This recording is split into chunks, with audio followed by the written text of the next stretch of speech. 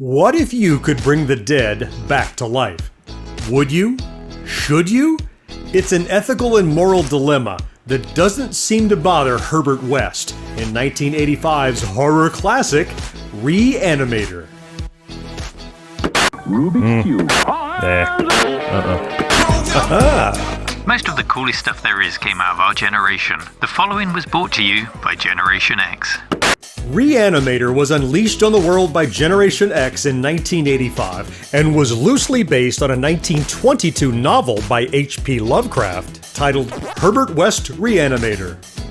In this combination horror-comedy film, Jeffrey Combs plays Herbert West, a medical student who's invented a serum that can stop decomposition, but is later found to be able to actually reanimate the dead.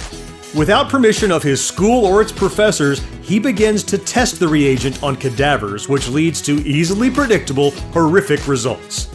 As the story unfolds, West is caught in the act of his grisly experiments and ends up decapitating the professor who walked in on him, only to realize his good fortune of having a fresh specimen, and he quickly reanimates both the body and the severed head. What follows is legendary horror cinema, at least as far as I'm concerned, which include gags like an animated head being carried in a satchel, or mounted on a mannequin, or the companion headless body fighting with someone gouging the eyes of its aforementioned head.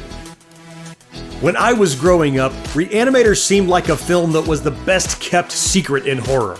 It didn't seem to be carried by any of the local rental stores in our area, so you found out about Reanimator from a buddy whose friend's uncle's dad had a copy, and he would copy a version for you and pass off this grainy third-generation dub that you would watch in the dark because you thought it must be forbidden, and it made it that much more magical. It certainly wasn't a great movie in the classic sense, but having seen it back then made me feel like I was part of a secret club that knew the secret Reanimator handshake. Later I learned that it wasn't just my little group of friends that knew about Reanimator, and in fact people all over the world had discovered this hidden gem, and it developed the cult following that I think it deserves. You may or may not have ever seen or even heard of Reanimator, but if not, you owe it to yourself.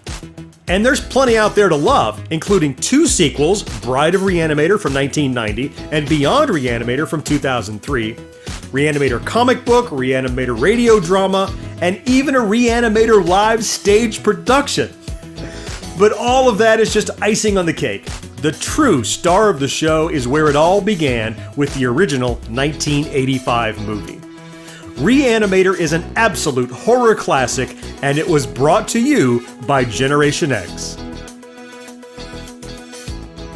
Subscribe to GenXGrownUp by clicking right here and enable notifications so you won't miss a thing. Use the comments down below to tell us what you think, and while you're there, a thumbs up would be great too. Please share this online wherever you hang out. Connect with GXG on social networks by clicking right here.